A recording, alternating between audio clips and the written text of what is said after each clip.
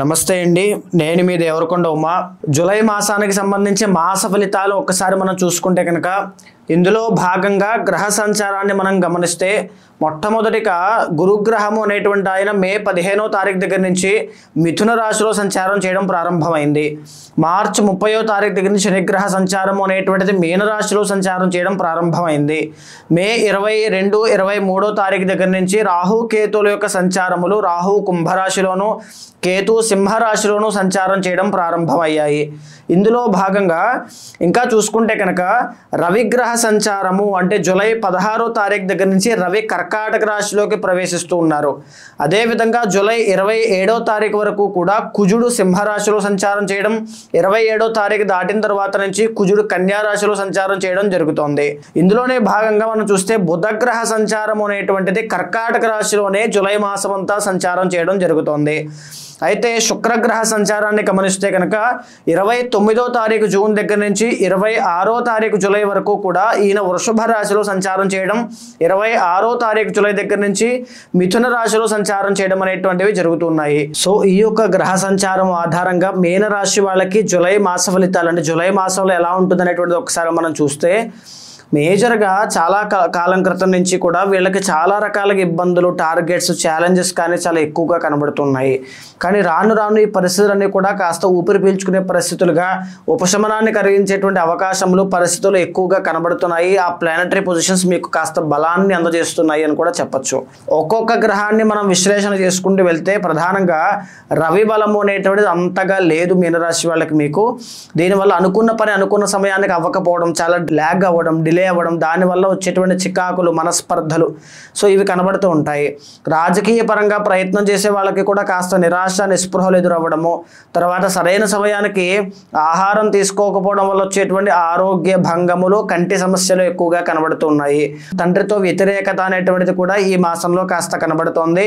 చాలా జాగ్రత్తగా వ్యవహారం చేసుకోండి. అదేవిధంగా కుజగ్రహ సంచారం అనేటువంటిది 27వ తారీఖు వరకు 6వ స్థానంలో అద్భుతంగా ఆయన యోగిస్తూ ఉన్నారని చెప్పచ్చు. సో కుజగ్రహ సంచారం అనేటువంటిది 6వ స్థానంలో 27వ తారీఖు వరకు మీకు చాలా బాగా యోగిస్తోంది అని చెప్పచ్చు. దీని మూలాన ఏమిటి అంటే కాంపిటేటివ్ ఎగ్జామ్స్లో ప్రయత్నం చేస్తున్న వాళ్ళకైనా, స్పోర్ట్స్ ఫీల్డ్లో ప్రయత్నం చేస్తున్న వాళ్ళకైనా, ఆరోగ్య సమస్యలని చాలా ఇబ్బందులు పడుతున్న వాళ్ళకైనా, భూ వివాదాల్లో ఇబ్బందులు ఉన్న వాళ్ళైనా, కోర్టు సమస్యలు ఇబ్బందులు ఉన్న వాళ్ళైనా, కలహాలు, తగాదాలు, కొట్లాటలు, వాటిలో సెటిల్మెంట్స్ విషయంలో ఇబ్బందులు ఉన్న వాళ్ళైనా అందరికీ కూడా గొప్ప ఉపశమనం, శుభవార్త వినేటువంటి యోగంగా ఈ మాసం చాలా బాగా నిలుస్తుంది అని చెప్పచ్చు.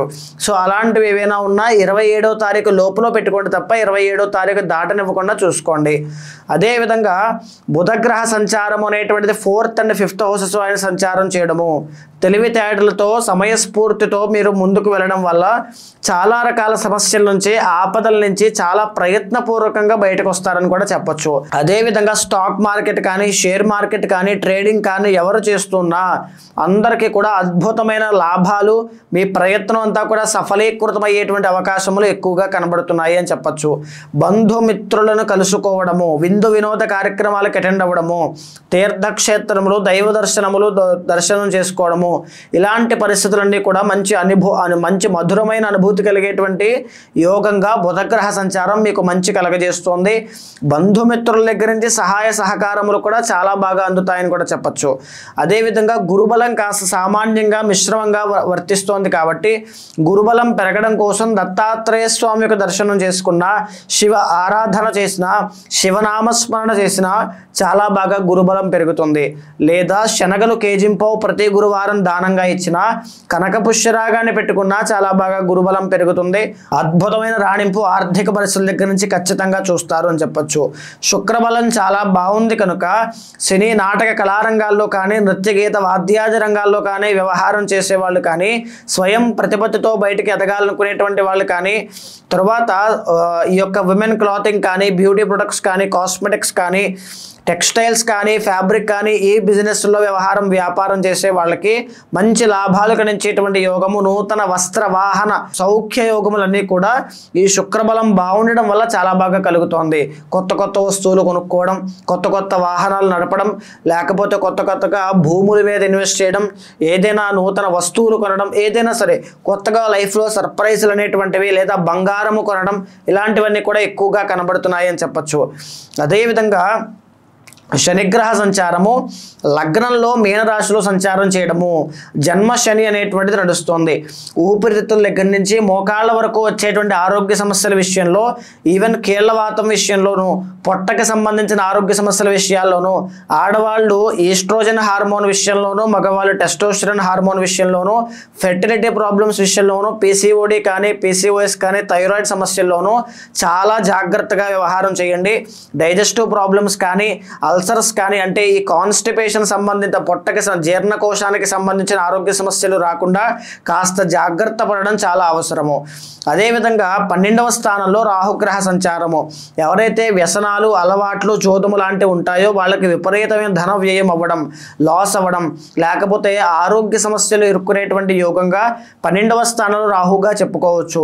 దూరపు ప్రయాణాలు ట్రావెల్ చేయడం వల్ల వచ్చేటువంటి అలసట, బడలిక వల్ల చాలా ఆరోగ్య భంగము అనేటువంటిది కనబడుతోంది. ఆ విషయంలో చాలా జాగ్రత్త వహించండి. 6వ స్థానంలో కేతుగ్రహ సంచారం చాలా బాగా యోగిస్తోంది. దీని మూలాన రుణ బాధల నుంచి బయటికి రావడం, శత్రు బాధల నుంచి బయటికి రావడం, ఆరోగ్య సమస్యల నుంచి స్వల్ప ఉపశమనం, ఇవన్నీ కూడా చాలా బాగా కనిపిస్తున్నాయి. సో ఓవరాల్గా మీనరాశి వాళ్ళకి మిశ్రమ ఫలితాలు, యావరేజ్గా అన్నీ కూడా చాలా బాగున్నాయి.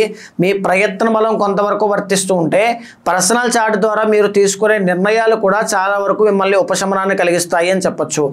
అయితే ఎవరైతే మీనరాశి వాళ్ళు చాలా రకాలుగా ఇబ్బందులు పడుతూ నానా కష్టాలు పడుతున్నామనేటువంటి బాధ ఉన్న వాళ్ళైతే పర్సనల్ చార్ట్ చూసుకున్న తర్వాతనే మీరు ప్రధానమైన నిర్ణయాలు తీసుకోండి.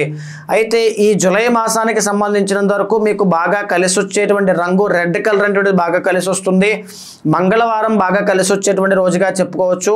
నెంబర్ 3 అనేటువంటిది కూడా చాలా బాగా కలిసి వచ్చేటువంటి నెంబర్గా ఈ మాసం అంతా కూడా చాలా బాగా కలిసి వస్తుంది. అయితే పర్సనల్ చార్ట్లో చాలా డిఫరెంట్గా మీకు మాత్రమే యూనిక్గా ఉండేటువంటి పొజిషన్స్ చాలా ఉంటాయి. చాలామందికి జాతకంలో రాజయోగం ఉన్నా, గొప్ప గొప్ప యోగాలున్నా ఉన్నాయని తెలియక వాటిని సద్వినియోగం చేసుకునే మార్గం తెలియక, ఒక గైడెన్స్ లేక చాలామంది ఇబ్బంది పడుతూ ఉంటారు.